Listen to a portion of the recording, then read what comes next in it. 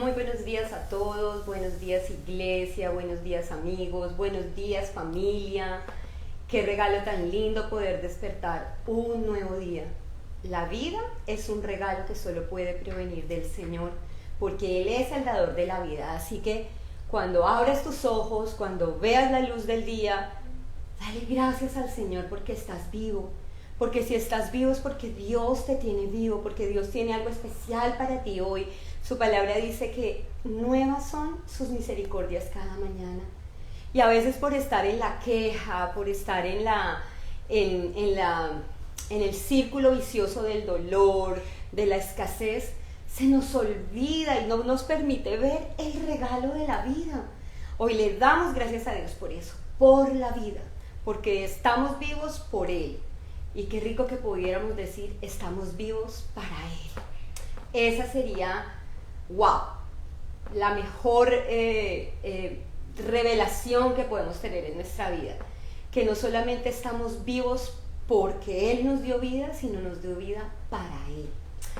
Bueno, estamos muy agradecidos con el Señor por todo lo que está haciendo en nuestra comunidad de Amazing Grace, por todo lo que el Espíritu nos está moviendo a empezar a hacer y sobre todo a depender de Él. Quiero recordarte que no solamente tenemos los servicios los domingos de la palabra, sino que los lunes estamos leyendo un libro, se está acabando de leer un libro, Daniel lo está dirigiendo, que además es súper bueno, y se llama El Llamado. Voy a tenerte el autor por si acaso lo quieres leer, porque ha sido de una bendición tremenda para nosotros, complementando todo esto a lo que el Señor nos está llevando, hacia dónde está apuntando, no solamente a la iglesia como Amazing Grace, sino a la iglesia en general. Los miércoles nos estamos reuniendo vía Zoom para hacer oración, para levantar delante del Señor las peticiones tanto de nuestra iglesia como de los amigos que nos piden orar por ellos, de las cosas que están pasando alrededor de este planeta, esos incendios en Oregon, en California, que solo un milagro puede hacer que esas llamas se extingan y no hagan más daño, que ese humo se vaya y no afecte las vidas de tantas personas que están respirando esos aires. Los miércoles son tremendos en oración e intercesión. Los jueves ahora nos estamos reuniendo las mujeres. Ustedes saben que nosotras necesitamos nuestros tiempos de vernos, de conversar, de compartir. Y de verdad que Zoom se ha vuelto una herramienta tan bonita en la coinonía. Antes de verlo como un enemigo de aislarnos, ha sido un puente para podernos ver con total seguridad. Así que los jueves las invito para que se conecten con nosotras. Es un tiempo en el que estamos alabando al Señor, estamos leyendo su palabra. Definitivamente a veces nos da pereza y la palabra habla solita. No estamos haciendo estudio bíblico como tal, sino leyendo la palabra, leyendo juntas la palabra y permitiendo que el Espíritu nos explique, que el Espíritu nos redarguya. Y cuando terminamos nuestra lectura de la palabra, estamos teniendo un tiempo precioso de oración, pero no de la oración que tenemos el miércoles de intercesión, sino orando con la palabra, a través de la palabra. Los jueves estamos leyendo también juntas el libro de Efesios y leyendo con base en, ¿cierto? En ese capítulo que hemos leído. Y los viernes estamos, estoy mandando en vivo, haciendo en vivo ese tiempo que el Señor me lo ha regalado, sé que viene de Él, y es en vivo con Mimi y el Espíritu Santo. Y ahí sí estamos estudiando, estamos profundizando en las verdades tan preciosas de vida que se encuentra en cada versículo, en cada palabra que se ha escrito. Y en este tiempo estamos estudiando, profundizando y confrontándonos con el libro de Efesios. Así que los invito a que estén conectados con nosotros en esta unidad de buscar la revelación, de buscar la presencia del Espíritu Santo. Y esa es la pregunta que hoy te quiero dejar, para que en tu intimidad la respondas con el Señor. ¿Cuál es la motivación para volver al templo? Escucha esto. Para volver al templo, porque el templo no es la iglesia, el templo es el lugar donde se reúne la iglesia. Y también un templo es mi casa es un templo, tu casa es un templo. Pero ¿cuál es? El parque puede ser un templo, la playa puede ser un templo. El templo es un lugar, pero la esencia de la iglesia no es el lugar, no es el lugar. La esencia de la iglesia es lo que Cristo constituyó como iglesia. Y es por eso que te quiero llevar a una palabra que el Señor en la madrugada me la ponía súper fuerte, para que respondamos en nuestra intimidad y con sinceridad cuál es la motivación para volver a la iglesia, para volver a los templos. Anoche cuando meditaba en eso veía como en los hipódromos, cuando los caballos saben que tienen que salir a correr esa carrera, les tapan los ojos para que no se distraigan y salen como un bólido sin ver nada más, sino bajo la presión de lo que escuchan, la gritería de la gente, el trote de las patas de los otros caballos, y salen así. Y así yo veía a la iglesia, con sus ojos cegados, con una presión de lo que hay en el ambiente, tanto de la parte anímica como de la parte física. Este virus nos encerraron, cerraron las iglesias, esto es el anticristo, con esa presión, ese murmullo de lo que estamos escuchando, sin darnos cuenta que lo que estamos es en una carrera que no nos lleva a nada, que el premio no es para nosotros, sino para otros que están usando eso para presionar y salirse con la suya. Eso yo veía en la visión que anoche me daba el Señor sobre el momento que está viviendo la iglesia y la motivación que tiene para volver a reunirse. Si tu motivación para reunirte en la iglesia es escuchar un sermón, pues mira, aquí estás escuchando uno, y es más, a través de las redes sociales, a través de YouTube, a través de todo esto, podemos escuchar pastores de Canadá, podemos escuchar pastores de China, tenemos una variedad para escoger en la comodidad de nuestra casa. Así que si tu motivación es escuchar la palabra de Dios, creo que estás más motivado para volverte a congregar. O si tu motivación es orar, pues yo creo que hemos orado más en la intimidad de nuestra casa. Hemos tenido más tiempos de intimidad con nuestros hijos, con nuestra familia, con amigos, en este confinamiento, que cuando vamos a la iglesia y esperamos que ore el pastor, que ore el líder, ore usted porque usted ora más bonito, o el ministerio de intercesión. Así que si tu motivación para volver a la iglesia es la oración, pienso que esa no es la motivación que Dios quiere que tú tengas. La motivación que el Señor quiere que nosotros tengamos para volver a los templos es la que Él instituyó. Él dijo: me conocerán a mí cuando los vean a ustedes en unidad. ¡Wow! Imagínate ese reto que tiene la iglesia, que conozcan a Jesús no por la predicación, que conozcan a Jesús no porque se cayeron 20 con el poder del Espíritu Santo, se sanó del cáncer, se sanó del coronavirus. No, el Señor nos está diciendo que la iglesia es el lugar donde Él va a mostrarse a la humanidad tal y como es. Dios es un Dios de amor, y ahí en la iglesia tiene que haber amor. Dios es un Dios de compasión, y ahí en la iglesia tiene que haber compasión. Dios es un Dios de generosidad, y en la iglesia tiene que haber generosidad. Dios es un Dios que lava los pies de los demás. En la iglesia debemos ser todos lavadores de pies. Debe estar marcado por un servicio, por un amor tan profundo que se traduzca en el servicio. Entonces la verdadera motivación de volver a la iglesia no es que te sigas limpiando la misma silla de la segunda fila en la que te sientas siempre. No es que cumplas con las 2 horas del domingo. La iglesia va mucho más allá que un templo que se abre cada domingo, o que tiene un menú para todos los días mantenerte en el templo, pero fuera de la iglesia. La iglesia tiene que ver con la comunidad, y la comunidad tiene que ver con la comunión, y la comunión apunta a la cruz. La palabra de Dios dice: Señor, no te pido que los saques del mundo, pero que los guardes del mal. Yo te pido que ellos sean uno como tú y yo somos uno. Que ellos sean uno como tú y yo somos uno. Y esa unidad solo la podemos adquirir, disfrutar y vivir a través de la cruz.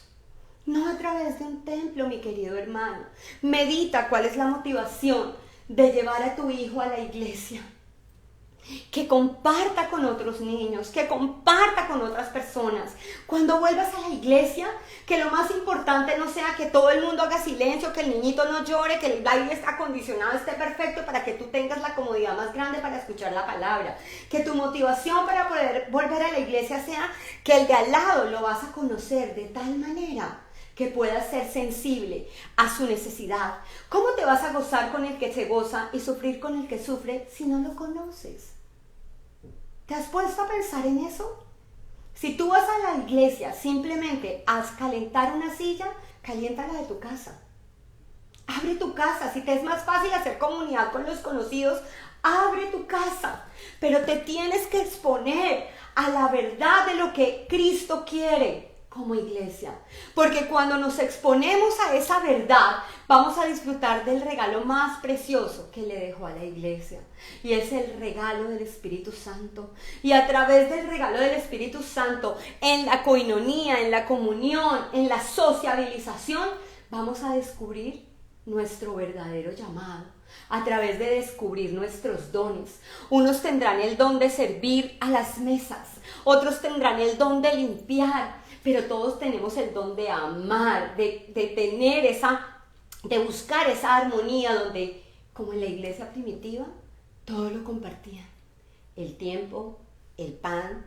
La cena del Señor es básica dentro de la iglesia, porque recordamos el sacrificio de Cristo, pero la iglesia primitiva compartía el pan, el vino, el arroz, las lentejas, los garbanzos, el agüita. Y a veces queremos eso, que el pastor y los sugieres nos sirvan el pan y el vino, porque de lo otro te encargas tú, para ti, para mí. La iglesia es el lugar donde el egoísmo debe ser vencido por el amor, donde el temor a relacionarnos debe ser vencido por la misericordia y la gracia para otros. Así que piénsalo porque ya se están abriendo muchos templos, y de acuerdo a tu dirección y a tu ubicación puedes escoger el que te convenga desde tu carne. Pero cuando tú entiendas el valor de volver a ver los templos para la comunidad, vas a pedirle al Espíritu Santo que te lleve al lugar donde tú seas amado, que te lleve al lugar donde tú seas cuidado, que te lleve al lugar donde tú seas edificado y que te lleve al lugar donde tú puedas bendecir, donde tú puedas amar, donde tú puedas servir. Piénsalo cuál es la motivación real de que se reabran los templos. Y esta es una pregunta clave para los pastores. ¿Cuál es la motivación del pastor para abrir la iglesia? Y con mucha tristeza también me duele que muchos pastores tengan que abrir la iglesia para poder comer sus familias. Porque no se necesita abrir una iglesia cuando la iglesia es fiel y entiende la bendición de poder darle el salario a quien lo merece, a quien está haciendo la obra. Y te lo digo sin que nosotros trabajamos, no en la iglesia, sino para la iglesia, siempre lo digo. Pero Pablo también decía, el obrero es digno de su salario. El obrero es digno de su salario, así que abrir un templo no debe ser la motivación de un pastor para tener resuelto su presupuesto. La motivación de un pastor para abrir la iglesia es lo que le dijo a Pedro, y eso es lo que te quiero compartir. Te pido que vayamos juntos al libro de Mateo,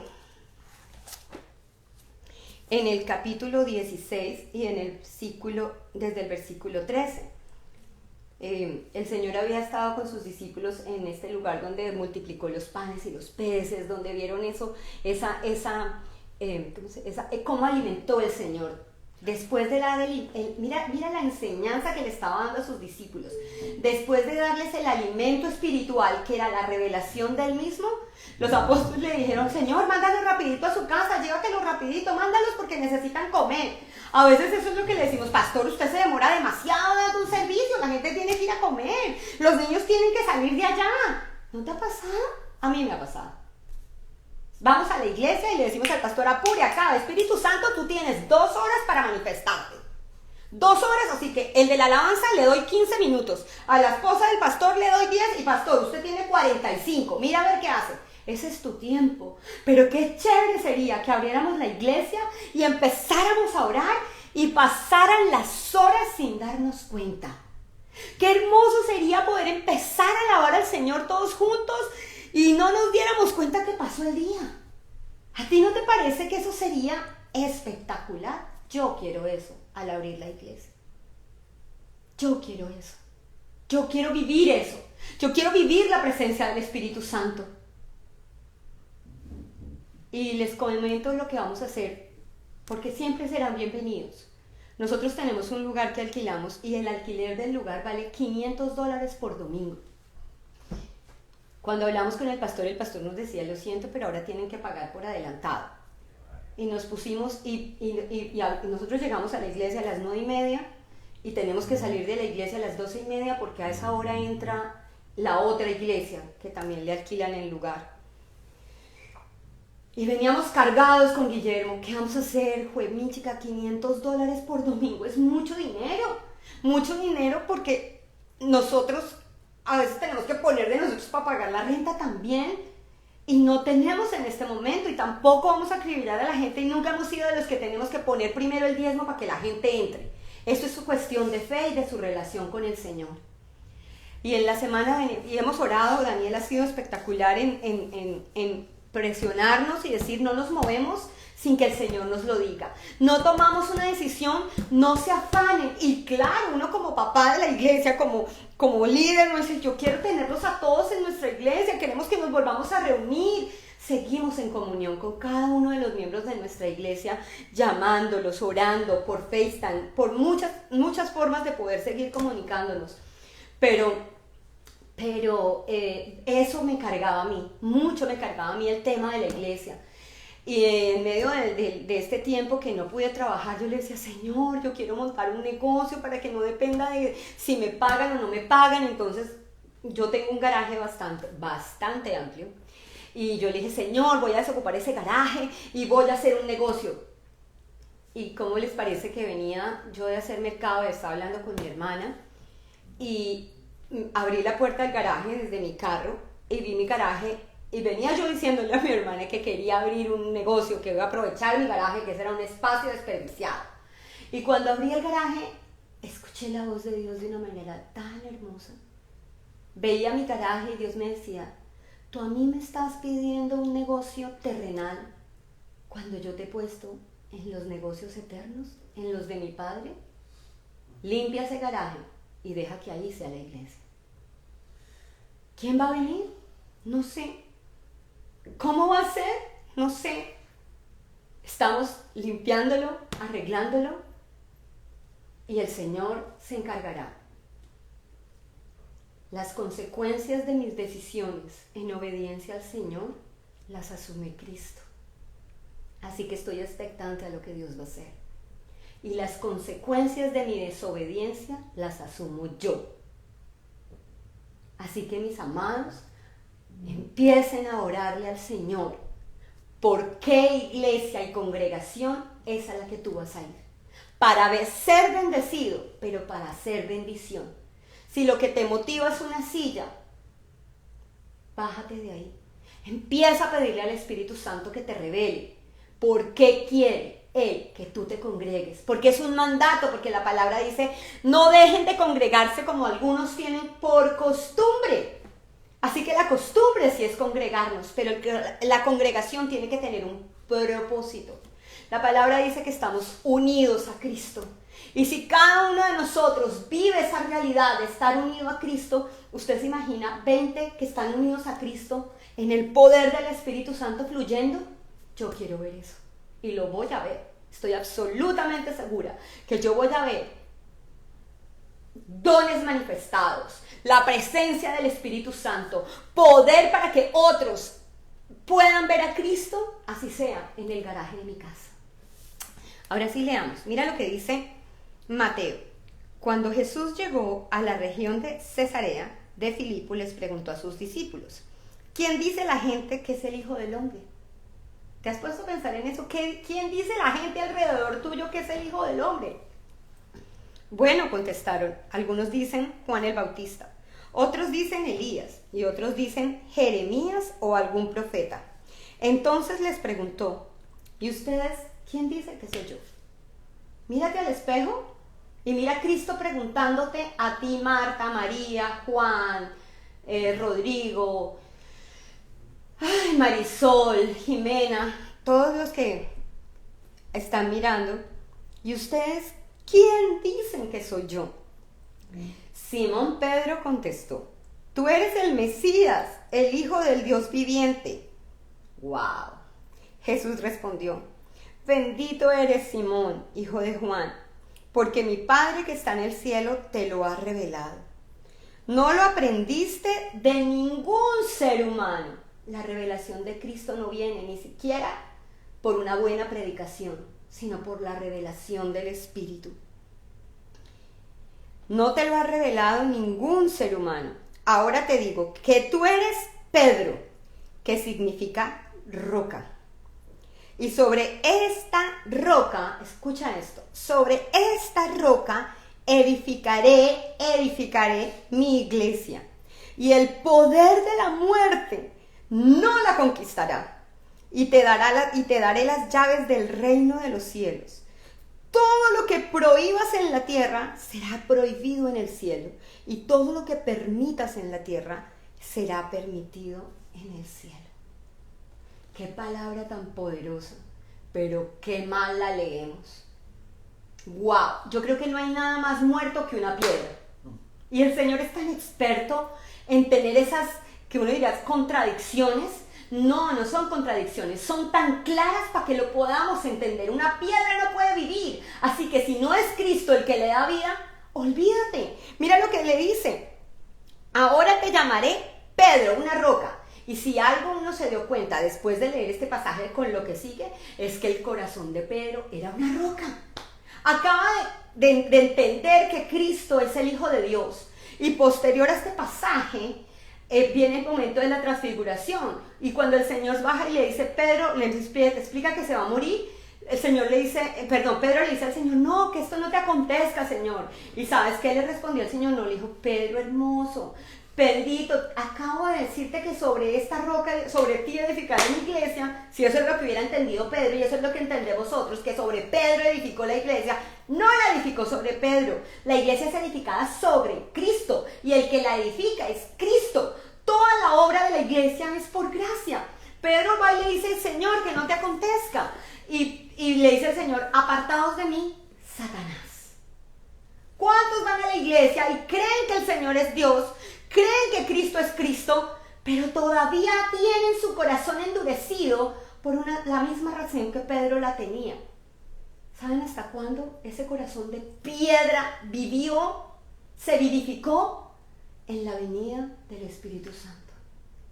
Hasta que no vino el Espíritu Santo, aún teniendo la revelación de que Jesús era Dios, que Jesús era el Mesías, su corazón estaba endurecido. Trató de que no fuera a la cruz como un emisario de Satanás para detenerlo. Lo negó 3 veces. Después de eso, ¿sabes qué hizo? No dijo, no, me voy a ir a predicar porque era verdad, Cristo murió por mí. No, él se devolvió a pescar. Retrocedió, volvió atrás. ¿Y sabes lo que dice la palabra de Dios? Que Él prefiere que sean calientes o fríos, pero no tibios. Y también dice que el que se devuelve atrás no es digno. Si vas a volver a la iglesia para lo mismo de antes, para ir un domingo, sentarte, recibir y demandar, te estás volviendo atrás. Te estás volviendo a Egipto. Te estás volviendo a esclavitud. Si no has entendido lo que dice acá, ahora te digo tú que eres Juliana, Marcela, Guillermo, Mimi, tú eres Pedro, que significa roca, y sobre esta roca, sobre este corazón endurecido, sobre este corazón que solamente Él puede transformar, como dice en Ezequiel, creo que dice, les cambiaré su corazón de piedra por un corazón de carne. ¡Ay, qué hermosura! No vayas a ningún otro lugar que no sea la presencia de Dios. Busca la presencia de Dios antes de que abran esas puertas como caballos y salgan solo para el frente, porque no ven más. Busca intimidad con el Señor en tu casa, para que esa iglesia que es tu casa pueda congregarse con las otras iglesias, o sea, con las otras familias, y podamos ver el mover del Espíritu Santo. Y el poder de la muerte no la conquistará. Y te daré las llaves del reino. Esa palabra la leemos y yo tengo las llaves. ¿Sí? ¿Tienes las llaves? ¿Cuáles llaves? Si aún estás dirimiéndote entre el agua y el aceite. Así que hermano, piénsalo, medítalo, ora al Señor para que traiga claridad por qué se debe abrir el templo y por qué a ese templo tienes que ir. Padre, te alabamos y te bendecimos en esta mañana por el regalo precioso de la comunidad, de la comunión con el Padre, Señor, porque me has hecho tu hija, Dios, y en este momento, Señor, nos congregamos como tus hijos, expectantes, Señor, a la mesa que tú vas a servir hoy, Señor, con tu palabra, que es viva y eficaz y más cortante que espada de doble filo. Hoy oramos, Señor, porque la presencia del Espíritu Santo en cada hogar, cada familia, en el lugar donde se encuentre la persona que está viendo este mensaje, tu presencia sea tan real, Dios mío, tan poderosa, que se rompan cadenas de opresión, mentiras del enemigo, montes de incredulidad sean derribados, Dios, y podamos ver hoy, Dios, tu palabra tal vez como nunca la hayamos visto, como viva y eficaz, no solo para transformar mis circunstancias, Dios, que tú puedes en un abrir y cerrar de ojos cambiarlas, sino transformar mi corazón, cambiar mi corazón endurecido, aún por la religión, por un corazón de carne, que vibre ante tu palabra, la siga, la obedezca y la multiplique, Señor. Yo te alabo y te bendigo por esta tu iglesia, Señor, en el mundo entero, por cada pastor que se está levantando en este momento a predicar tu palabra. Oh Señor, yo te pido en el nombre de Jesús que todo temor que el pastor tenga a cómo va a vivir, se vaya, porque tú estás unido a cada uno de ellos y tú respondes por sus casas. Oro para que la mente y el corazón de cada pastor sea uno contigo, Dios, y entendamos el privilegio de llevar las buenas nuevas del Evangelio sin temor, sin anhelo otro que no sea la salvación. Yo oro por tu iglesia, Señor. Oro porque podamos ser dirigidos para abrir los templos con el propósito eterno y no por la necesidad temporal. Yo te alabo y te bendigo en el nombre de Cristo Jesús. Amén y amén. Pastor.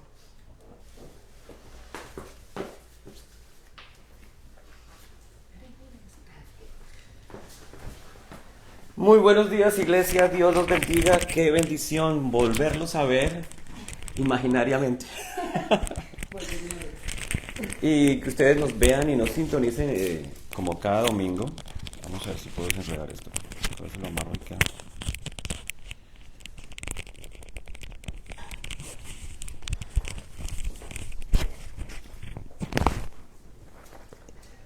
Efectivamente, es un privilegio compartir su palabra. Y parte de ese sentir es que se transmita también a cada creyente y a ti que nos estás viendo, que nos estás sintonizando. Y también el Señor ponga ese fuego en ti por hablar de Cristo, por compartir el Evangelio, por vivir la palabra. Como hablábamos hace unos días, para que tengas convicción y para que tengas compasión. Convicción de lo que tú estás hablando, convencido de que Cristo está vivo, de que tú vives en Él, convencido de que Él te ha dado la presencia del Espíritu Santo y el poder para hablar su palabra sin temor, pero con la compasión de que estás pensando en aquellos que están muertos espiritualmente, aquellos que no se pueden ir de este mundo sin Cristo, porque les puede faltar de todo menos Cristo. Pueden conseguir y cosechar de todo, como dice la vieja canción. ¿De qué me sirve ganar el mundo entero si pierdo mi alma? Entonces es importante, es prioritario y sobre todo en este tiempo de crisis, este tiempo en donde a lo bueno llaman malo y a lo malo llaman bueno, son tiempos complicados, pero tú y yo, la iglesia, tiene el llamado del Señor, tiene la presencia del Señor, tiene el Espíritu Santo que es el poder de Dios. Luego vamos a seguir compartiendo y proclamando y predicando a tiempo y a destiempo, como dice el Señor en su palabra. Gracias. Hoy no sé si están cumpliendo años, no me dijeron, pero envío un saludo a todos los que estuvieron cumpliendo años esta semana.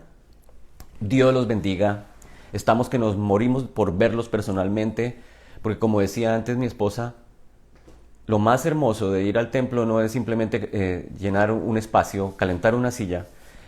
Congregarse es practicar la comunión, conocerse, saber cómo estás, saber si sufres, si lloras, saber si estás alegre, mirar cómo te puedo bendecir. Que todos practiquen la comunión es también la unidad, porque como bien lo recordaba Mimi, la palabra de Dios dice en Juan que el mundo sabrá que tú me has enviado cuando vea cómo la iglesia está unida, cómo la iglesia se ama.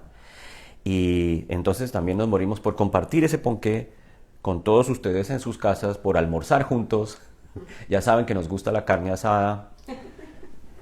Pregúntenle a Alfredo, a Daniel. Por favor, no manden más fotos de esos asados porque nos da vergüenza. Nos dan ganas de ir corriendo. Hoy el tema es un poquito diferente porque me he ido hacia el Antiguo Testamento, pero me fui hacia el Antiguo Testamento porque el Señor me inquietó con ese salmo. Y a partir de ese salmo vamos a tratar de encontrarnos con la profecía del Mesías y cómo la palabra de Dios de principio a fin, de Génesis a Apocalipsis, siempre apuntará a Cristo. Como alguien decía cuando contemplaba el separador rojito que hay en las Biblias, que siempre está metidito allí en todo el centro de la Biblia, el Señor es como esa mancha roja, como ese hilo granado que siempre se mueve de principio a fin dentro de las Escrituras.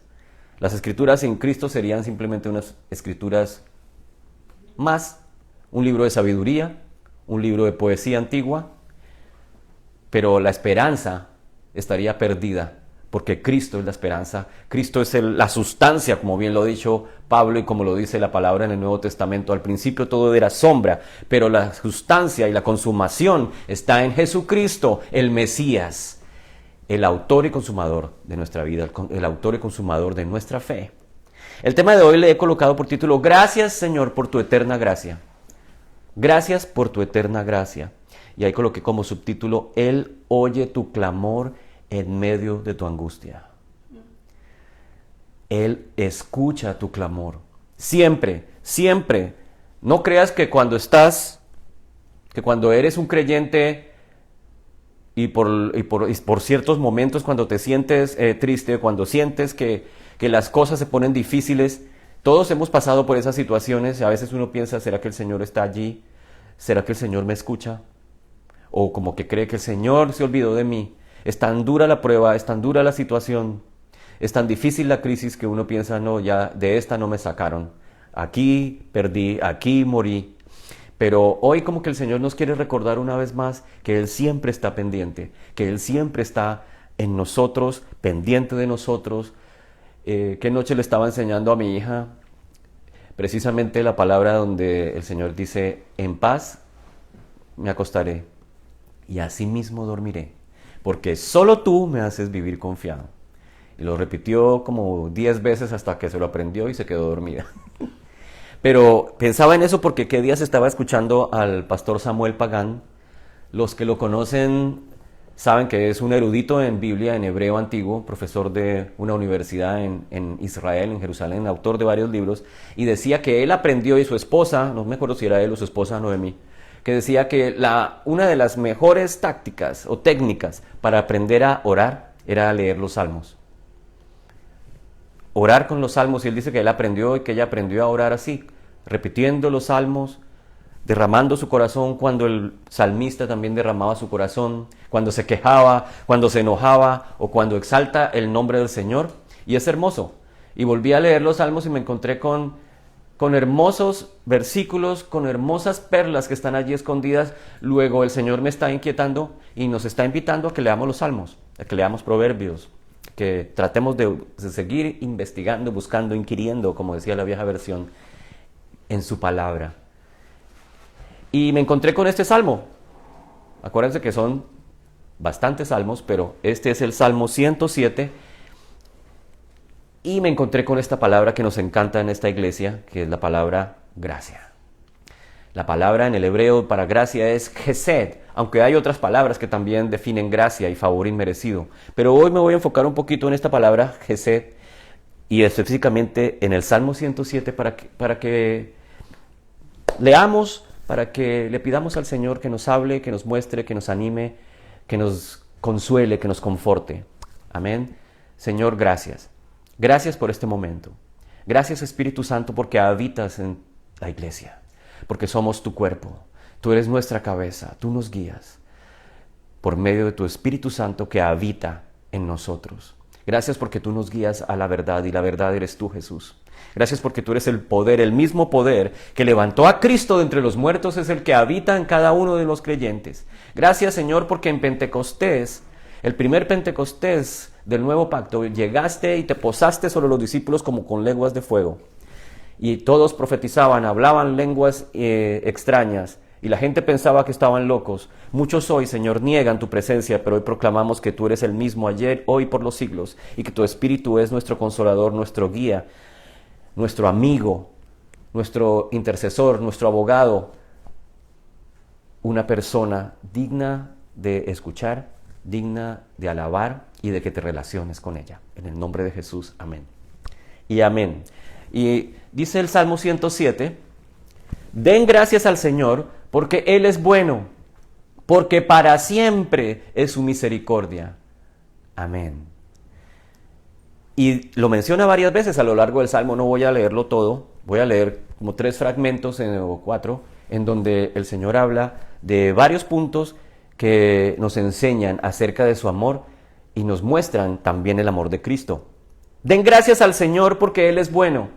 ¿Cuántas veces has escuchado esa frase? God is good all the time. Y all the time, God is good. Dios es bueno todo el tiempo bueno es Dios. Y uno dice, ay sí, Dios es bueno todo el tiempo, pero en realidad te has sentado a meditar qué bueno es Dios. Y este salmo como que nos invita a que lo hagamos. Él es bueno, Dios es bueno. Él siempre tiene los mejores pensamientos para ti. Él siempre quiere extender su gracia maravillosa sobre ti, su amor infinito sobre ti. Y es de esa manera que el salmista lo menciona en ese salmo, porque dice, su amor es para siempre. En la versión en inglés dice loving kindness. Y ese loving kindness ha sido traducido como amor o ha sido traducido como misericordia, pero también quiere decir gracia. En el original la palabra Hesed es gracia, favor inmerecido. Y dice para siempre, ha-olam. Esa palabra en el hebreo, olam, quiere decir por un tiempo largo, indefinidamente largo. Aquí pues se traduce para siempre. Pero en algunos pasajes donde olam aparece no necesariamente es para siempre en cuanto a eternidad, sino simplemente significa largo tiempo. Y en este caso, su misericordia es por un largo tiempo, por eones y por edades. Su misericordia es para siempre. Cuando medites en que Dios es bueno y que su misericordia es para siempre, piensa que cada uno de los días de nuestra vida, todas las mañanas, su gracia se levanta, su misericordia son nuevas, dice su palabra. Cuando estoy deprimido, cuando estoy triste, cuando no sé qué me depara el día, porque a veces uno ni siquiera se quiere parar en la mañana siguiente porque está cansado, porque está bajoneado, porque no tiene ánimos. Especialmente nosotros, por ejemplo, que hemos pasado por este virus horrible que nos ha dejado abatidos, alicaídos, ojerosos, cansados, sin ilusiones, flacos. Ojalá hubiera sido un poquito más flaco. Uno a veces como que se siente, como que no se quiere levantar, como que desanimado. Para esos momentos, para esa situación mental, psicológica, es bueno volver a meditar en estos versículos, en estos salmos que nos hablan de la hermosura de su gracia, de la bondad del Señor, que no dura un tiempo, sino que dura largo y largo tiempo. Y como la palabra también lo dice, nuevas cada mañana son sus misericordias. Su gracia se levanta así como rocío que desciende por el monte. Así es su amor por nosotros. Y cuando yo pienso en su amor, es como que me da nuevas fuerzas. Cuando medito en que su amor por mí es incomprensible, ilimitado, digo, wow, ¿quién soy yo? Como decía también el salmista. ¿Quién eres tú? ¿Quién soy yo para que el Señor se haya fijado en mí? Para que el Señor, el creador del universo, que está por allá en el tercer cielo, haya decidido crearnos. Y no solo crearnos porque nos hubiera dejado como cualquier parte de su creación, un planeta, una nebulosa. El sol, por ejemplo, está allí, la estrella brilla, nos da calor y allí la dejó. Pero a nosotros nos creó también con el anhelo de que nos relacionemos con Él, que podamos experimentar su amor y nosotros a su vez también podamos amarlo y recibir todo lo que Él quiere entregarnos, su revelación. Y meditaba precisamente lo que me decía mi esposa, no solamente el Señor se humilló porque fue a la cruz, claro, la palabra de Dios dice en Filipenses que Él se humilló y hasta muerte de cruz, pero la más grande humillación no es la muerte del Señor, la más grande humillación de Dios es hacerse hombre. La humillación verdadera es rebajarse a lo sumo, rebajarse al tamaño de su criatura. El creador del universo, de las galaxias, de las nebulosas, nuestro creador se rebajó a ser como uno de nosotros. Y allí, humillado, renunció a sus atributos, dejó de utilizarlos voluntariamente, pudiendo hacerlo, pero dejó de hacerlo en ese momento para recibir todo lo que nosotros merecíamos, que era el castigo por el pecado. Pero no solo eso, vino, se hizo como nosotros, para que a través de la figura de Cristo, de la humanidad de Cristo, pudiéramos tener una idea de cómo es Dios. Dice la palabra de Dios, pero ¿qué imagen le compondremos a Dios? ¿Cómo lo podremos retratar? ¿Cómo lo podemos dibujar? Es imposible. Por eso Dios mismo se hizo Cristo, se hizo Jesús, el Cristo, para que como hombre nosotros podamos, al mirar a Jesús el hombre, entender la grandeza de su amor, de su corazón por nosotros y también la hermosura de su gracia, que dura para siempre. Porque para siempre es su misericordia, den gracias. Fíjate que entra de primeras dando gracias, porque Él es bueno. Una de las mejores maneras, y siempre lo decíamos con mi esposa desde hace tiempo, la otra vez que estábamos tristes hace años y pensábamos, y yo le decía, bueno, da gracias por lo que ya tienes. Porque a veces uno dice, yo quisiera tener la casa aquella, quisiera tener el mueble aquel, el carro aquel. Y yo, que quizás lo leí en algún lado, alguien decía, empieza a dar gracias por las cosas que tienes, por lo que tienes a tu alrededor. Y entonces le dije, dale gracias por ese sofá blanco que tienes. Démosle gracias a Dios por este apartamento de una alcoba chiquitita. Y entonces empezamos a decir, ay Señor, gracias, qué linda mi alcoba. Gracias Señor, qué lindo mi sofá. Gracias Señor, gracias por este vestido que me diste. Y después de unos minutos el corazón cambió, mi actitud cambió. Y se empieza a llenar de uno de un gozo y de una paz. Y uno dice, wow, gracias. Gracias Señor porque me has cuidado. Gracias Señor porque todo lo que necesito tú me lo das. Gracias Señor porque tú suples mis necesidades. Aún mis deseos a veces bobadas, antojos, tú los suples. Porque tú siempre te fijas en esos detalles, en los pequeños, en los grandes. En estos días pensaba que, tengo unas ganas, tengo unos antojos horribles de comer alitas. Y entonces mi esposa me dijo, pues pide alitas. Ve y me llama ahí, ¿a dónde es que venden alitas? Yo pensaba, a ver, pido en Domino's, ¿dónde pido alitas? Voy entonces hasta Winn-Dixie. No, pero me queda lejos Winn-Dixie. Y entonces me puse a mirar ahí, en Ale House, ahí venden alitas. Y cuando estaba mirando las fotos, unas fotos provocativas de alitas, también al lado de las alitas había unas fotos deliciosas de costillitas barbecue. Y yo, costillas barbecue. Y ahora estaba yo como, de pin marín de doping, güey, ¿ahora qué pido? ¿Alitas? Costillitas. Las dos fotos se veían deliciosas y yo con ese antojo. Y al fin dije, no, pues, pasó el tiempo y dije, no, más bien no. Otro día más bien pido. Y en ese mismo momento llega y llama Alfredo. ¡Qué bendición! Dios te bendiga. Alfredo dice, voy a hacer un asado, los invito. Y les voy a llevar costillitas barbecue. Y yo, pero también voy a hacer unas alitas. ¡No! Y en su tremendo asador que es como una nave espacial, hizo costillas barbecue y alitas, tal y como yo había visto en la foto, pero mejor. Y yo, wow, Señor. Y el Señor me dice, ¿sí ves? Te consentí. Y yo sentí que el Señor me estaba consintiendo. Y así han pasado muchas veces. Mi esposa ve unos zapatos en una vitrina. O otras personas me han contado, vi esos zapatos y solamente en mi interior dije, ay, tan lindos esos zapatos. Y cuando llega a la casa alguien lo llama, mira, te mandé estos zapatos, te compré esto. Y era justo lo que tú habías visto en el internet o lo que pasaste por la calle y lo viste, el Señor te lo da. Imagínate el Señor, el creador del universo, que está por allá en el tercer cielo y se fija en esos detalles como voy a consentir a mi hijo y le voy a dar alitas.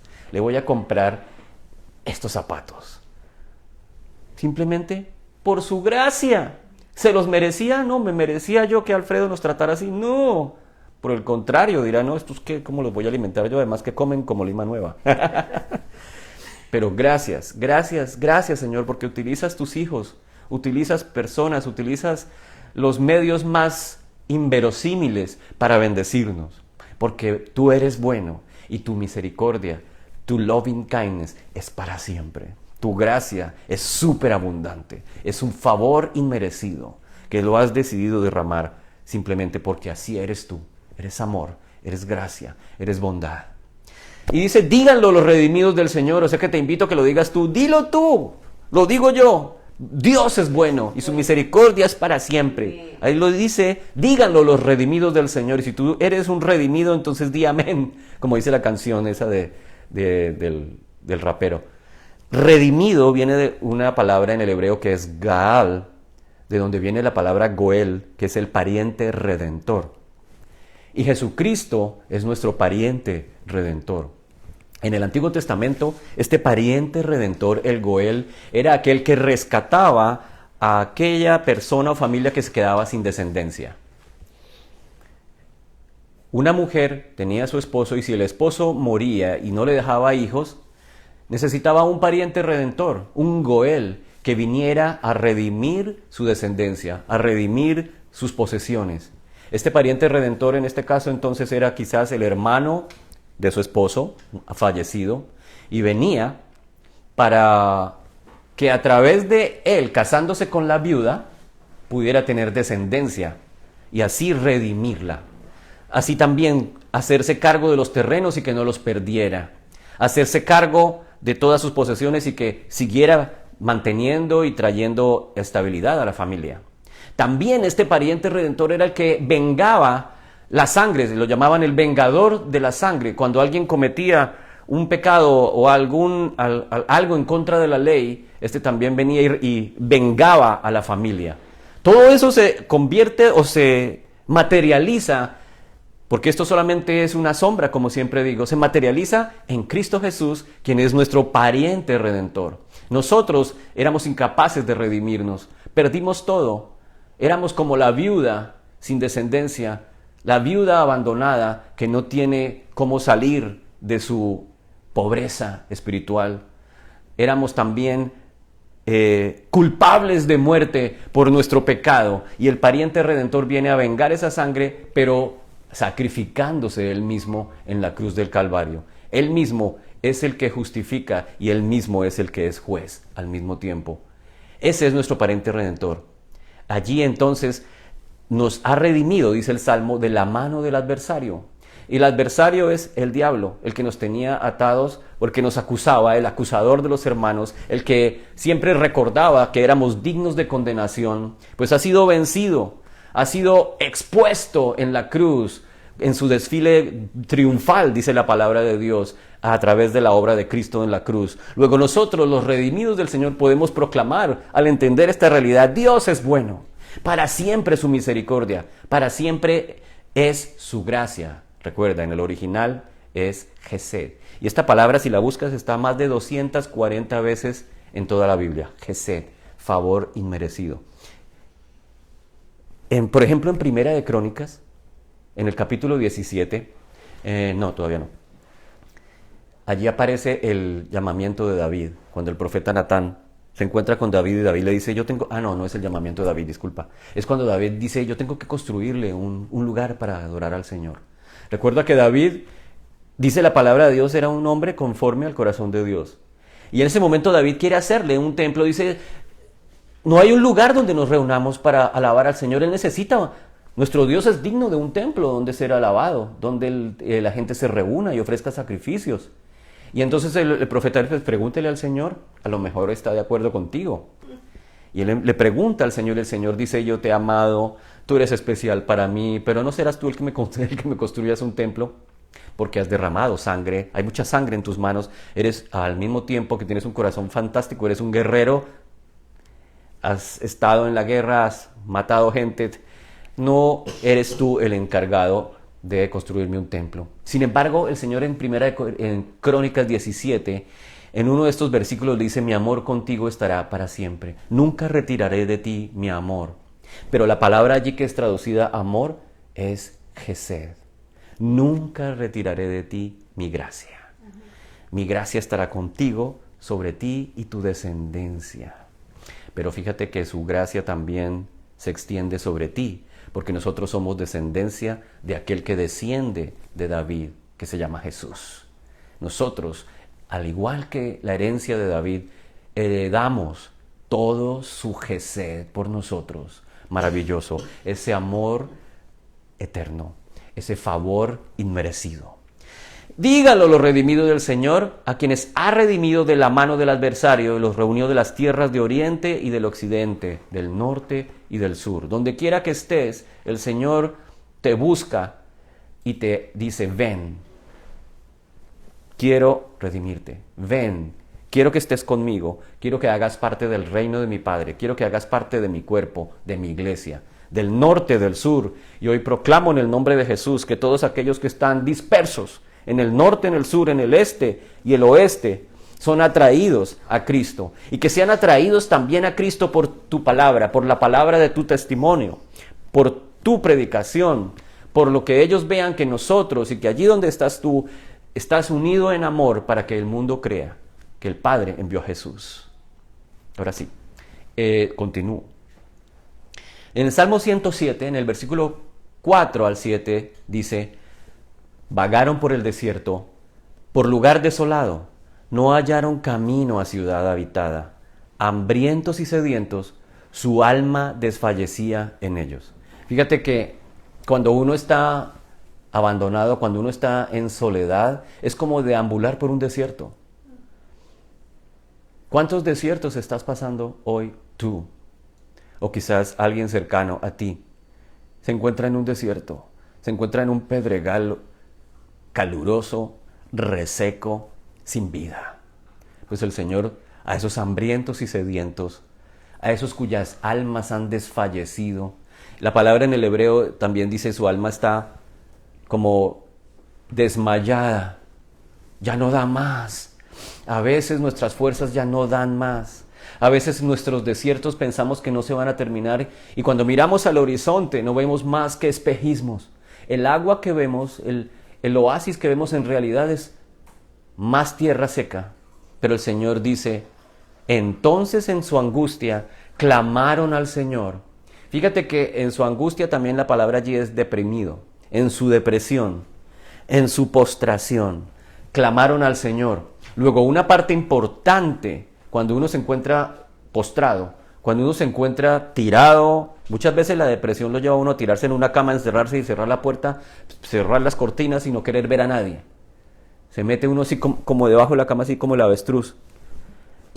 La mejor medicina, la mejor clave para hacerlo es que en medio de esa angustia levanta tus ojos y clama, así con las fuerzas que te queden. Señor, te necesito. Señor, estoy en este desierto. Qué calor agobiante. Qué sed tengo. Ya no tengo esperanza. Señor, ¿dónde estás? Señor, te necesito. No te quedes encerrado en la depresión, porque es lo peor que puede pasar. Aquellos que se han deprimido y que han quedado en ese estado de postración, cuando decidieron mirar su propia inutilidad, su propia limitación, terminan muertos. Muchas veces en suicidio, muchas veces atados a drogas, adicciones. Pero siempre tienes la oportunidad de levantar tus ojos y decir, Señor, clama al Señor. Y el Señor entonces se hizo el loco y dijo, pues sufre, porque así te quería ver. Así te quería ver, tirado allí, para que veas lo que es bueno. Ahora sí, cuando estés bien acabado, entonces ahí sí te vas a dar cuenta. No, no. Cuando su alma desfallecía, cuando en su angustia clamas al Señor, dice, y Él los libró de sus aflicciones, y Él los guió por camino recto. El mensaje de este salmo, el mensaje de la palabra de hoy es que cuando tú clamas, el Señor escucha. En medio de tu angustia, en medio de tu depresión, en medio de tu tristeza, cuando clamas, el Señor escucha. Dice, y Él los libró de su depresión, y Él los libró de sus aflicciones. Y hoy el Señor te dice, hoy quiero librarte de tu aflicción, quiero librarte de tu soledad, quiero librarte de tu desesperanza, quiero librarte de ese calor abrasador que te sigue cada día y te va a llevar a ciudad habitable, como dice Él. Te va a llevar a un lugar de pastos, donde puedas sombrearte, donde puedas refrescarte, donde puedas recibir alimento físico y espiritual. Dice acá, para que fueran a una ciudad habitada. ¿Qué es lo que más uno espera en medio de un desierto? Encontrar gente. Cuando está solo, que alguien pueda hablar con uno, que uno le pueda contar a alguien, estoy grave, que alguien lo abrace, alguien más, otro ser humano, aunque sea, que le dé esperanza. Por eso hablamos de comunión. Por eso es tan importante congregarse, no para mirar qué hermoso es el edificio y qué espectacular son las luces, sino para vernos, para compartir, para practicar la comunión, para ver cómo nos podemos amar entre nosotros y para que el mundo vea que nosotros nos amamos y para que el mundo vea que estamos unidos. Todo eso tiene una conexión. Esa es la realidad del desierto. El Señor quizás a veces nos lleva al desierto para que nos demos cuenta que es feo, para que nos demos cuenta que en cualquier momento la muerte, la oscuridad, la depresión, la desesperanza nos puede atacar. En algún lugar dice la palabra que me la llevé al desierto y allí le hablé con amor, ¿no? Con ternura. Bueno, quizás es un desierto de esos en donde el Señor ha buscado intimidad, porque estamos tan afanados y tan ofuscados con la vida diaria y con la rutina del trabajo y con la rutina de los niños y de la casa, ir al trabajo, manejar allí, estar en la oficina, volver. Estamos tan cansados, tan ofuscados. A veces se necesita ese desierto para que allí el Señor nos hable con ternura. En el Salmo 107, en el versículo 8 dice, den gracias al Señor por su gesed, ponle ahí, por su favor inmerecido. Den gracias al Señor por su gracia maravillosa, por sus maravillas para con los hijos de los hombres, porque Él ha saciado al alma sedienta y ha llenado de bienes al alma hambrienta. Mira de lo que habla ahí, el alma, mis emociones, mi interior, sediento y hambriento, sediento de paz, sediento de esperanza, con hambre. Y el Señor quiere saciar tu sed y quiere saciar tu hambre.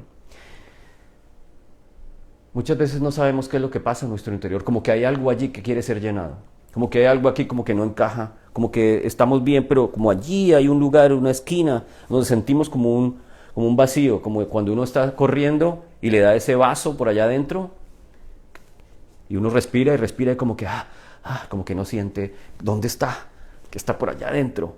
El Señor conoce que en mi alma hay vacíos que necesitan ser llenados. Y el único que puede llenar eso es Cristo, por su Espíritu Santo.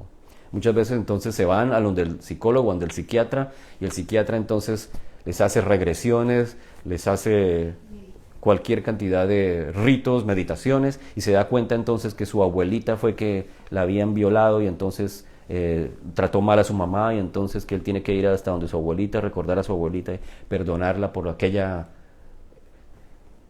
o le hacen decir perdona, pero en realidad el único que nos puede dar esa paz es el Espíritu de Dios. Nuestra fe en Jesucristo nos permite estar en paz con Dios y recibir la paz de Dios, dice el libro, creo que es de Gálatas, no estoy seguro ahora. En fin, la palabra de Dios dice, justificados pues ahora por Cristo estamos en paz con Dios. Esa paz es algo que no se puede explicar. Es una paz más allá de todo entendimiento, más allá de la mente y de la explicación de un psiquiatra o de un psicólogo. El mejor psiquiatra, el mejor psicólogo es Dios. El mejor psicólogo es el Espíritu de Dios en nosotros, porque Él es el único capaz de penetrar nuestra alma y saciar mi sed y saciar mi hambre. Él dice, ha llenado de bienes. La palabra allí en el hebreo es Tobi, de donde viene Tobías, el nombre, Tobaya.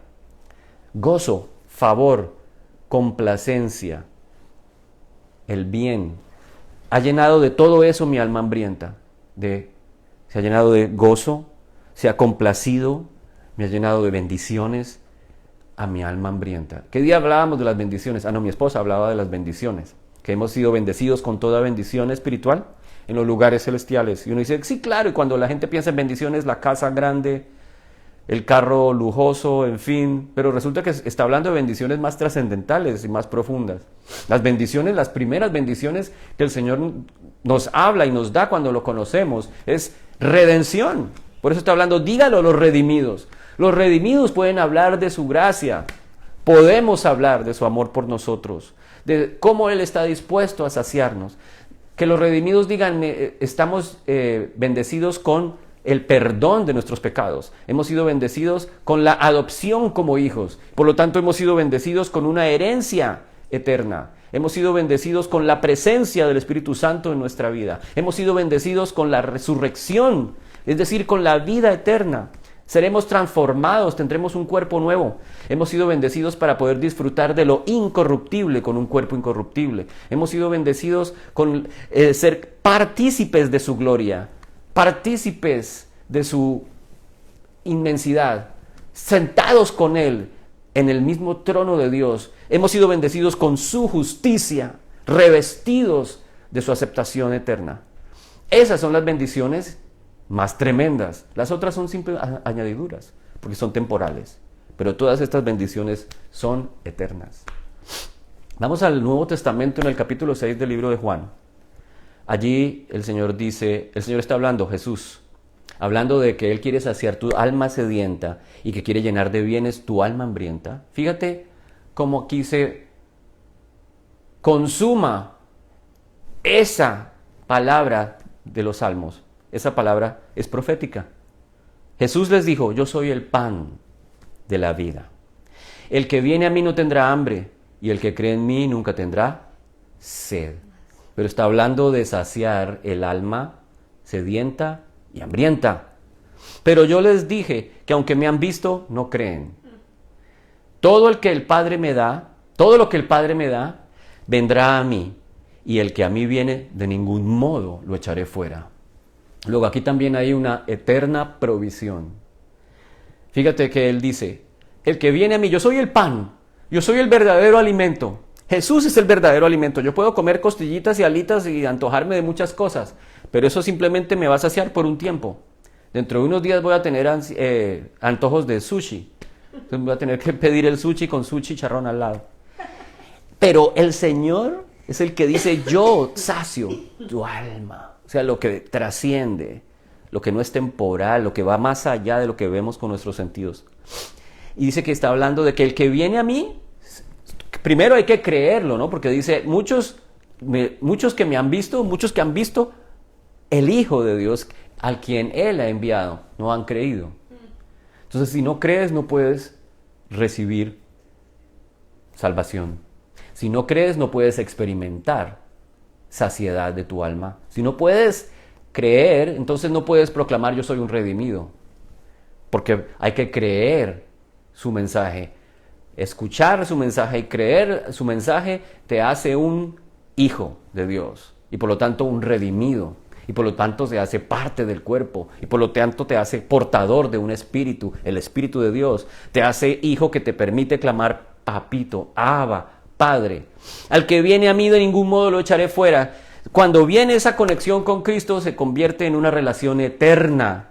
Hay una eterna provisión del alma sedienta y hambrienta y hay una eterna permanencia. Entonces allí hay provisión y permanencia.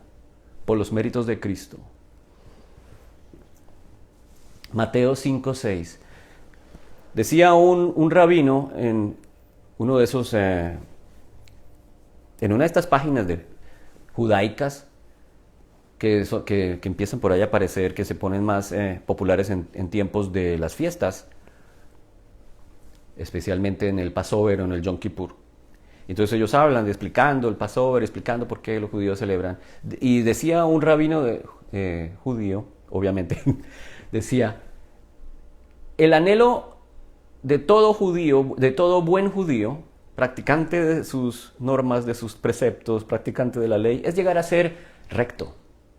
El anhelo de todo judío es llegar a ser tzedikim. Tzadik quiere decir justicia, rectitud en hebreo. Ese es el anhelo, llegar a ser justo delante de Dios, que Dios lo considere recto ante sus ojos. Entonces todos ellos se preparan en el estudio de la Torá y de los preceptos, se preparan para que todos esos rituales y todos esos mandatos sean cumplidos rigurosamente para buscar ser rectos delante de Dios. Por eso Mateo en el capítulo 5, versículo 6 dice, dichosos los que tienen hambre y sed de justicia. O sea, no es malo querer ser recto delante de Dios. No es que estoy diciendo, ay, no, obviamente, queremos ser agradables a los ojos de Dios. Y entonces lo que pasa es que estábamos bajo el pacto antiguo. La ley de Moisés permitía una serie de requisitos, una serie de rituales, de mandatos, de leyes, para que buscaran ser rectos delante de Dios. Ellos creían que haciendo todo esto al derecho y al revés, iban a poder lograr ese objetivo, ser tzadik, que todos fueran tzedikim delante de Dios, justos y rectos, pero no lo lograban. Y Jesús dice en el sermón del monte, dichosos los que tienen hambre y sed de justicia, porque serán saciados. No porque les voy a dar cierta justicia, los voy a saciar de justicia. Y uno se preguntaría, ¡wow! Yo quiero ser saciado de esa justicia, yo quiero ser recto delante de Dios, yo quiero que el Señor se complazca cuando me vea. Jamás lo podría lograr yo en mis propias fuerzas, sería el fruto de mi autoesfuerzo, de mi autojusticia.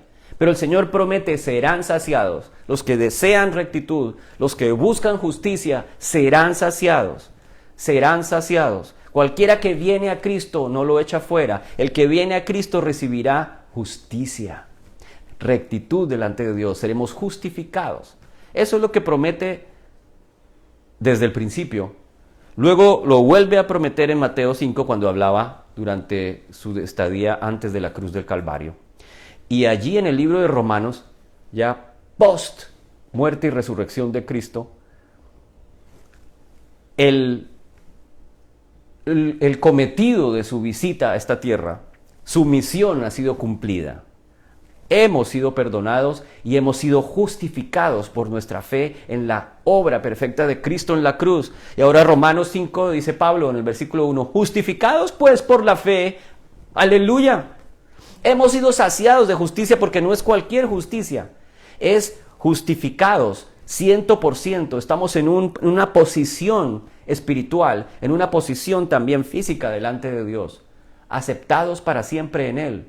Recibimos su favor inmerecido, recibimos su aceptación, su justicia, por la fe. Y así dice, justificados pues por la fe, tenemos paz para con Dios. Bueno, ese es el que estaba mencionando hace un rato. Tenemos paz para con Dios por medio de nuestro Señor Jesucristo. Los que estaban pensando que estaba Cristo, o mejor, que Dios está enojado con ellos, ahora por los méritos de Cristo, ahora estamos en paz con Dios. Paz para con Dios. Justificado, recibo también paz con Dios. Mi relación ha sido restaurada. Y es una relación, como lo veíamos hace un ratito, es una relación de permanencia. Es una relación eterna. Justificados por la fe, entonces tenemos paz con Dios por medio de Jesucristo. No podemos lograr la paz con Dios por otro medio. No hay manera de lograr estar a cuentas con Dios, sino por los méritos de Cristo en la cruz.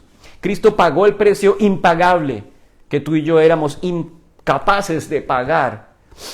Cristo lo logró. Y lo único que dice es cree en el sacrificio eterno, único y suficiente. de la cruz del Calvario, en la muerte, sepultura y resurrección. Allí pagó el precio por el pecado. Allí todos hemos recibido perdón y justicia y santificación, y todo eso que el Señor ofrece y promete para nosotros ha sido consumado en Él. Y ahora dice, en el versículo 2, después de que hemos sido justificados por la fe, hemos sido saciados, somos bienaventurados porque hemos sido saciados. Dice, por el cual también tenemos entrada por la fe a esta gracia en la cual nos mantenemos firmes. Amén. Ya que has entrado en esta gracia, ya que has entrado en este nuevo pacto, en esta nueva dispensación en la cual está ofreciendo su gracia por los méritos de su Hijo, permanece firme allí.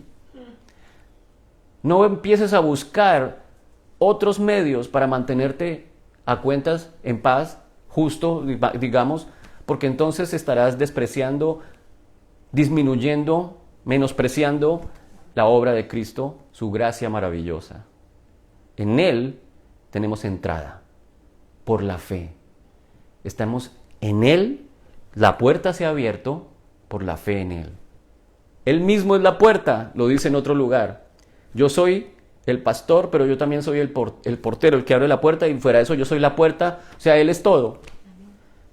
Él está allí como portero, Él abre la puerta, Él es la puerta, el camino es angosto, y dice, por allí entran los que creen en Él, por gracia, a través de la fe. Y nos gloriamos en la esperanza de la gloria de Dios. Luego, esta esperanza se mantiene con nuestra mirada puesta en lo eterno. Porque acuérdate, estamos hablando no de lo temporal, estamos hablando de que la vida física llega a un límite, a un final. Y luego, la verdadera vida es la que ha prometido Cristo. Al lograr esa justicia, entramos en el reino, entramos en su gracia y allí disfrutamos de su gloria por siempre y para siempre. Luego, ese es el regalo que hablaba cuando él dice, den gracias, díganlo los redimidos, demos gracias a Dios porque es bueno y porque esta Jesé dura para siempre. Gracias Cristo, gracias Jesús, porque a través de Él logramos lo que anhelábamos. Lo que el pueblo anhelaba desde hace tanto tiempo, de siglos atrás, lo que cualquiera podría anhelar, estar en paz con Dios, ser agradable a los ojos de Dios. Romanos 3:21 dice, por ahora, aparte de la ley, la justicia de Dios ha sido manifestada. Bienaventurados los que tienen hambre y sed de justicia, porque serán saciados, dijo Jesús. Ahora, aparte de la ley, la justicia de Dios ha sido manifestada, confirmada por la ley y los profetas. Esta justicia de Dios por medio de la fe en Jesucristo es para todos los que creen. Luego, la clave es creer. Podemos escuchar muchos sermones, podemos escuchar muchas palabras hermosas, pero lo que el Señor espera es que creas. Esa es la respuesta que el Señor espera. Créelo. Escucha y créelo. Shema Israel, decía el Señor. Escucha Israel, pero no solamente escucha, sino al escuchar quiere decir, obedece lo que te estoy diciendo, pon atención y actúa en eso que estoy diciendo, cree lo que estoy diciendo. El pueblo de Israel se demoró en el desierto, no por sinvergüenza, no por hacer cosas malas, sino tanto porque desobedeció en creer lo que el Señor estaba prometiendo, así lo dice en Hebreos. Desobedecieron a la fe. El Señor habló un evangelio. Y el Señor hoy te está hablando un evangelio. Y como dicen, la pelota está rebotando en tu campo. Tú miras a ver si crees o no crees lo que el Señor te está diciendo. Israel no creyó y entonces le tocó aguantarse en el desierto. Josué y Caleb creyeron y recibieron su promesa. Los otros espías, acuérdate, no creyeron. El Señor le dijo a Caleb, bueno, aquí entonces vas a tomar lo que se te prometió. El Señor lo bendijo, bla, bla, bla. Pero lo más tenaz allí es que no entraron por causa de desobedecer en creer las buenas nuevas. En ese momento las buenas nuevas eran, yo te entraré a esta tierra, recuerda. Yo mismo te introduciré a una tierra que fluye leche y miel. ¿Quién está diciendo? Dios. Y acá está diciendo justicia de Dios. Te estoy ofreciendo justicia. Te estoy ofreciendo que seas agradable delante de mí si crees en Cristo y su obra perfecta. Si así lo haces, entonces ya no habrá delante de mí ninguna restricción. Serás amado serás así como mi hijo. Porque el Señor en la cruz transfiere su justicia y recibe de nosotros toda nuestra injusticia. Todo lo que era imposible para nosotros pagar, Él lo paga en la cruz. Y todo lo que era imposible para nosotros recibir, Él lo entrega por gracia. Porque no hay distinción por cuanto todos pecaron y no alcanzan la gloria de Dios. Que día un amigo decía, hablando sobre lo que está ocurriendo en Colombia, con estos desmanes a raíz del asesinato de un civil por parte de la policía. Decía, pero ¿por qué es que pasan esto si los buenos somos más? Si los buenos somos más.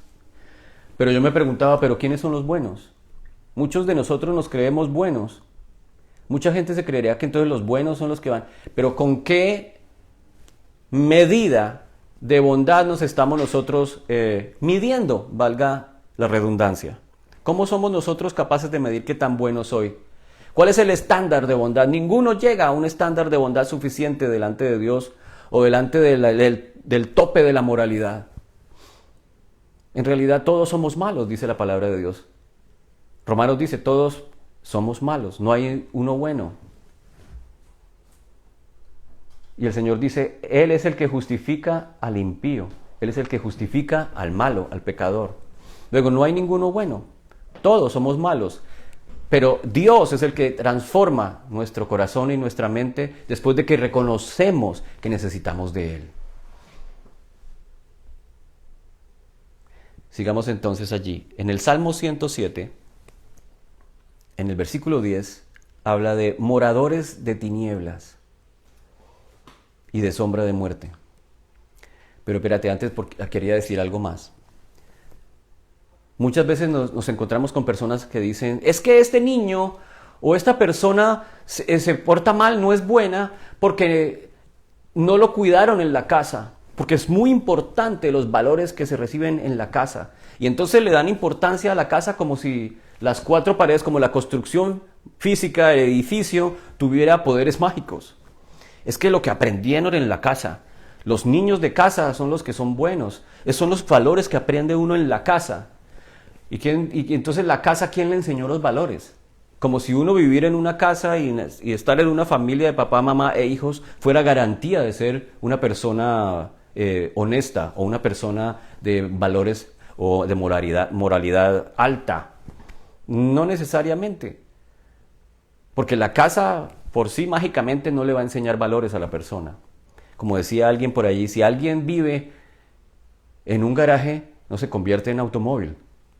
De la misma manera, si alguien creció en una casa con familia, no se convierte en una buena persona.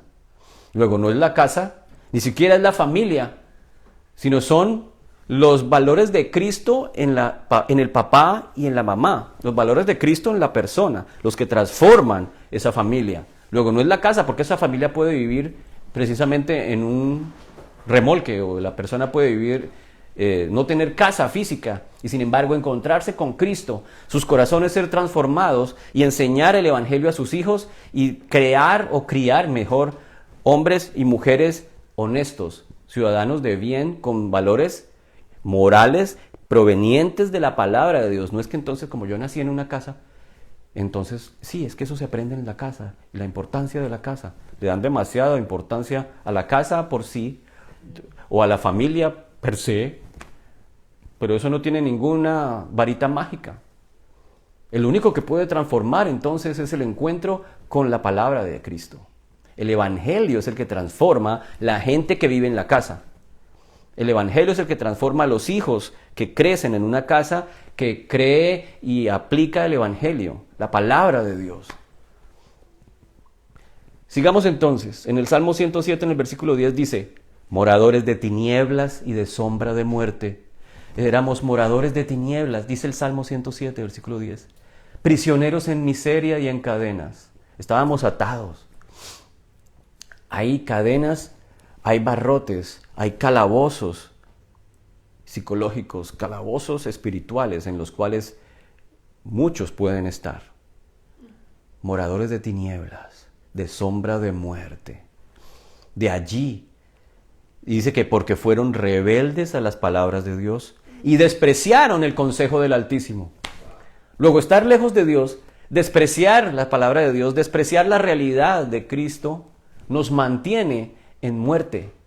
Despreciar el Evangelio, que es libertad, te mantiene atado en cadenas, en miseria espiritual, y por tanto se traduce en una miseria material. Y aquí el salmista clama o habla de aquellos que están morando en tinieblas, en muerte, que desprecian a Dios, desprecian las palabras de Dios. Pero entonces, ¿qué hicieron aquellos? Aquel que está atado, que está en cadenas, que no puede soltarse por sus propias fuerzas, tiene esperanza también.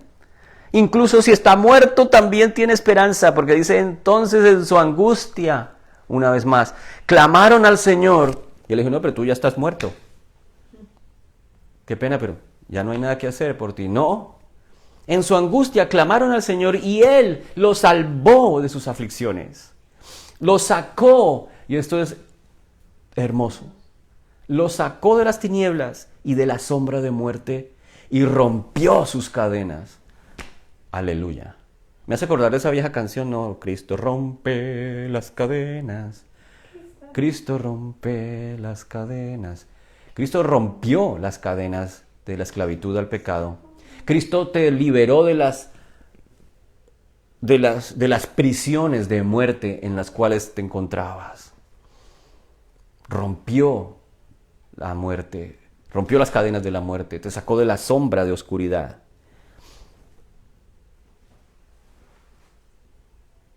Den gracias al Señor por su misericordia y por sus maravillas para con los hijos de los hombres, porque Él rompió las puertas de bronce e hizo pedazos las barras de hierro. Y allí voy a hablar ahorita un momentito. Sí, sigue. Entonces fíjate, el muerto, hice acordar de la canción, no estaba muerto, estaba de parranda. El muerto no puede resucitarse a sí mismo. El muerto, como dicen los cubanos, está muerto. Muerto está. No hay nada que hacer ahí. Como dicen, se fue del palque. Pero Cristo rompe las cadenas incluso de la muerte. Te saca de la oscuridad. Efesios 2 lo dice en capítulo 2, versículo 4. Pero Dios, que es rico, fíjate en esa palabra, rico, abundante en misericordia, por causa del gran amor con que nos amó, aun cuando estábamos muertos en nuestros delitos, nos dio vida juntamente con Cristo. Por gracia ustedes han sido salvados. Y con Él nos resucitó. Pero todavía no, espérate.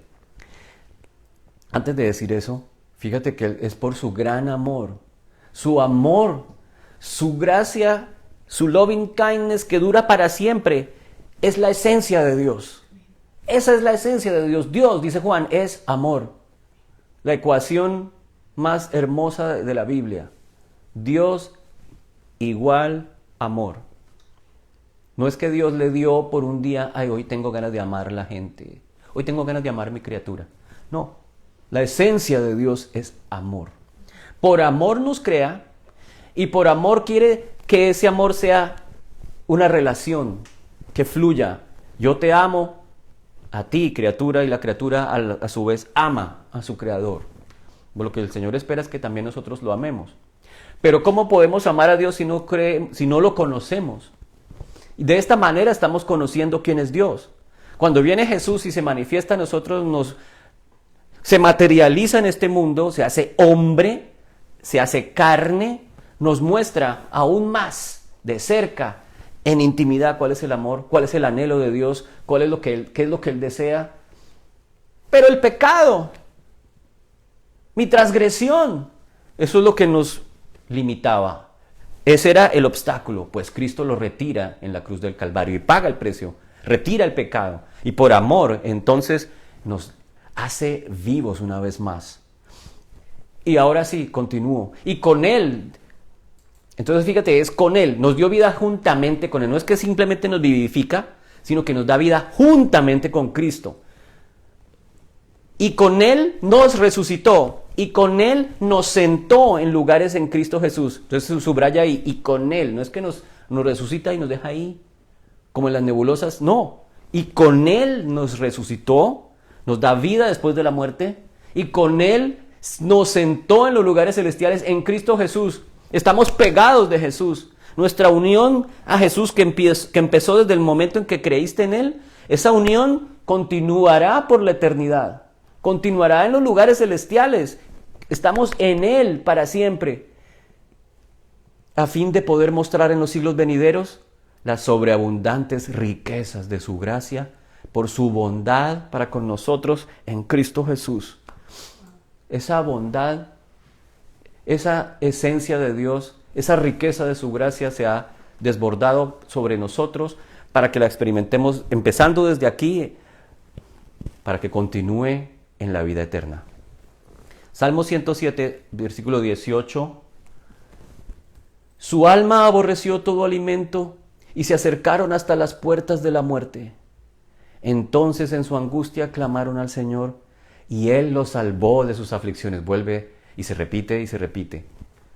Él es bueno, su misericordia por generaciones, para siempre. Él envió su palabra y lo sanó. Aquel que estaba, dice, aborreció todo alimento, como cuando estábamos con este virus que uno no quiere ni ver ni el agua. Aquí esta persona está tan mal, puede que esté mal de una enfermedad, puede que esté mal psicológicamente, porque bueno, hoy en día se ha catalogado que la depresión es una enfermedad. Luego desprecia el alimento, está a punto de morir, está ya en las últimas, pero clamó al Señor y Él lo salvó de su aflicción. Dice, Él envió su palabra y los sanó y los libró de la muerte. Fíjate cómo es de poderosa su palabra. Cuando ve su clamor, Él envió su palabra y los libró de la muerte. Me recuerda el pasaje de Mateo en el capítulo 8, versículos 5 y 9. Al entrar Jesús en Capernaum, se acercó un centurión y le suplicó, Señor, mi criado está postrado en casa, paralítico, sufriendo mucho. Y Jesús le dijo, pues de malas, pues, ¿quién lo manda a maltratarlo? Y Jesús le dice, yo iré y lo sanaré. Fíjate la disposición en el corazón de Jesús. ¿Está enfermo? Listo, vamos. Yo voy y lo sano. De una. Ese es el corazón de Jesús. Pero el centurión respondió, Señor, no soy digno de que tú entres en mi casa, bajo mi techo. Solamente di la palabra y mi criado quedará sano. Imagino que Jesús ahí empezaba a decir, wow, tremendo este tipo. Porque es que no es un seguidor de Jesús, por lo menos que se sepa. Es un centurión romano. Solamente di la palabra y mi criado quedará sano. ¿Qué dice el Salmo? Él envió su palabra y lo sanó. Porque yo también soy hombre bajo autoridad, con soldados bajo mis órdenes. O sea, tengo autoridad y hay gente bajo mi autoridad. Y si yo le digo a este, ve y va, y al otro le digo, ven, viene. Y a mi siervo le digo, haz esto, lo hace. O sea, este tipo sabía que así como él tenía autoridad, este carpintero, este rabino ambulante tenía autoridad. Al oírlo Jesús se maravilló y dijo a los que lo seguían, en verdad les digo que en Israel no he hallado en nadie una fe tan grande. El tipo dijo, yo sé que tú haces así y te corren, como así le gustaría a mi esposa. Que yo diga así, yo, todo allá. A ordenar la casa, tender la cama, bueno, corran. Entonces hay que tener fe. Que le van a hacer caso. Al oírlo Jesús se maravilló. No he visto una fe tan grande en todo Israel. El tipo sabía que tenía autoridad y que Jesús, de la misma autoridad, una sola palabra y se hacía. Al oírlo Jesús se maravilló. Y entonces Jesús dijo al centurión, vete, así como has creído, te sea hecho. Quiero que hagas un stop ahí en esa frase. Tremendo. Así como has creído, te sea hecho. Y el criado fue sanado en ese mismo instante, en esa misma hora. Tipo, Jesús no necesita venir hasta acá. Jesús tiene la autoridad, tremenda autoridad que él reconoció en Jesús. Jesús simplemente, hecho está. Así como has creído, te sea hecho. El Señor te dice hoy, así como has creído, te sea hecho. El Señor nos está invitando a creer que en realidad Él es quien dijo que era. Nos está invitando a creer que Él no solamente es Jesús, el carpintero que caminó por allí. Jesús es el Hijo de Dios. Jesús es Dios. Una sola palabra, como dijo Él, es suficiente para liberar. Una sola palabra es suficiente para sanar. Una sola palabra es suficiente para hacer el milagro más sorprendente. Así como lo creas, así será hecho. Yo te pido allí que donde estás también le digas, Señor, permíteme creer así con una fe loca como la del centurión. Yo sé que no necesito simplemente sino creer que tú lo puedes, que para ti no hay imposibles, que ni siquiera necesitas estar aquí físicamente, solamente envía tu palabra y así será. Amén. Pero mira, dice el mismo Salmo, volviendo otra vez, porque esto es aún más tremendo, ya voy terminando. Juan 1:2, porque dice, Él envió su palabra y lo sanó. En Juan 1 dice, en el principio ya existía el Verbo, y el Verbo estaba con Dios, y el Verbo era Dios. Él estaba en el principio con Dios. Ahí dice, donde dice verbo, en el original es logos. En otra traducción vas a ver, en el principio ya existía la palabra. Y la palabra estaba con Dios, y la palabra era Dios. Fíjate, la palabra era Dios. Y luego en el versículo 14, más adelante, entonces Juan culmina diciendo, y la palabra se hizo carne.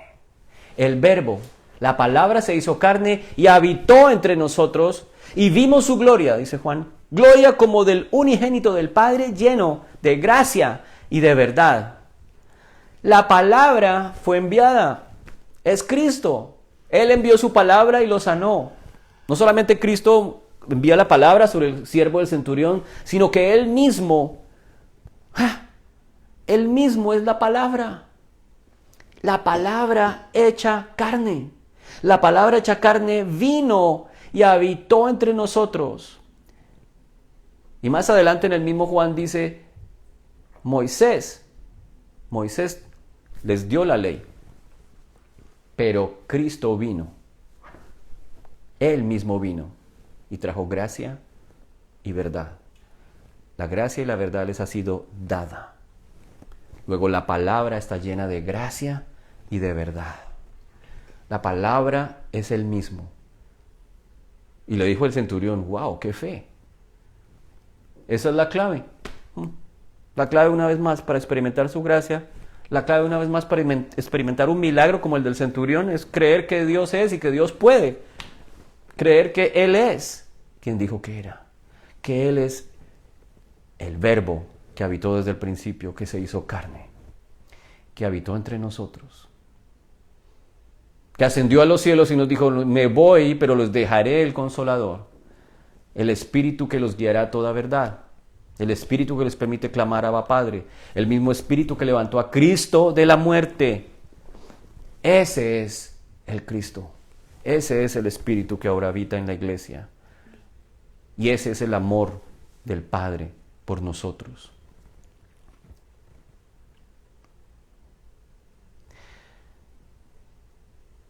Cuando hablaba de las puertas de bronce, olvidé un detallito pequeñito antes de irme. Cuando habla de puertas de bronce, está hablando de tu autojusticia, está hablando del pecado, de la imposibilidad del hombre. El bronce es ese símbolo de tu pecado, de tu justicia propia. Simboliza juicio de Dios. En Números, en el libro de Números, en el capítulo 21, para que lo busques en casa, en el versículo del 5 al 9 habla cuando el pueblo de Israel murmuró en contra de Israel en medio del desierto. Y entonces el Señor se enojó y envió un poco de serpientes y los picó y los mató, y mató un jurgo de gente. Y en ese pasaje dice el Señor que Moisés puso una serpiente de bronce. Hizo una serpiente de bronce y la colocó en un asta. Y el Señor le dijo, cualquiera que mire la serpiente sanará. Y dice en el Nuevo Testamento, en Juan 3, en el versículo 14, que así como Moisés levantó la serpiente de bronce en el desierto, así el Hijo del Hombre también será levantado, y cualquiera que lo viere y creyere será salvo. Aquellos fueron salvos de esa peste de las serpientes. Al mirar a la serpiente de bronce, el bronce era su autojusticia. Cristo se convierte en el pago de mi autojusticia. Y al mirarlo a Él en la cruz del Calvario y creer en su sacrificio, yo también recibo sanidad, recibo vida eterna, recibo todo lo que es Él y todo lo que Él vino a prometernos y todo lo que Él vino a conquistar. Y yo te invito hoy a que tú también creas en Él y recibas todo lo que Él vino a conquistar para ti. Perdón, justicia, vida eterna, sanidad. Y así como aquel centurión, así como crees, te sea hecho. Amén. Vamos a tomar la cena como siempre para recordar la victoria de Cristo, porque no sería posible todo esto que estamos hoy compartiendo. No sería posible el experimentar toda esta gracia y esta justicia si no hubiese sido por la sangre de Cristo derramada en la cruz, por su cuerpo roto. Cada vez que celebras la Eucaristía, que simboliza, que la palabra Eucaristía quiere decir acción de gracias simplemente, estamos con acción de gracias recordando la victoria de Cristo. Cuando tomemos el pan y el vino, piensa en que Él venció la enfermedad, venció el pecado, venció la muerte, rompió las cadenas de la miseria, de la oscuridad, te liberó de esos oscuros calabozos donde estabas. Hoy te puede liberar de ese oscuro calabozo en donde te encuentras y traerte a libertad, a lugar espacioso, a la luz, a vida eterna. Porque yo recibí lo mismo que hoy les transmito, que el apóstol Pablo comparte en su carta, que cuando el Señor iba a ser entregado, tomó pan y dando gracias lo partió y se lo dio a sus discípulos, diciendo: tomen y coman porque este pan es mi cuerpo que es partido por ustedes. Un cuerpo sin pecado, un cuerpo perfecto, se hizo pecado por ti y por mí.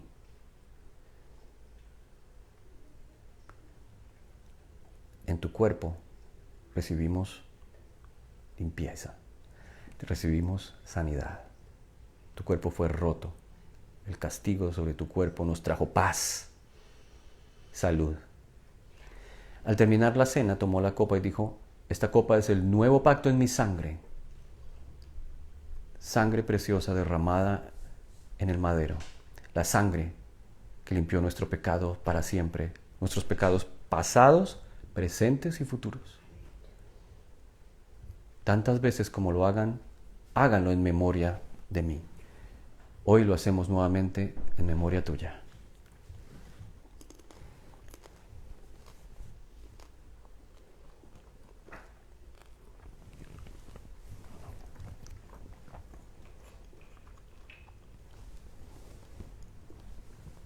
Y allí donde estás, y cada persona que estás viendo este mensaje, en el nombre de Jesús, experimenta hoy libertad.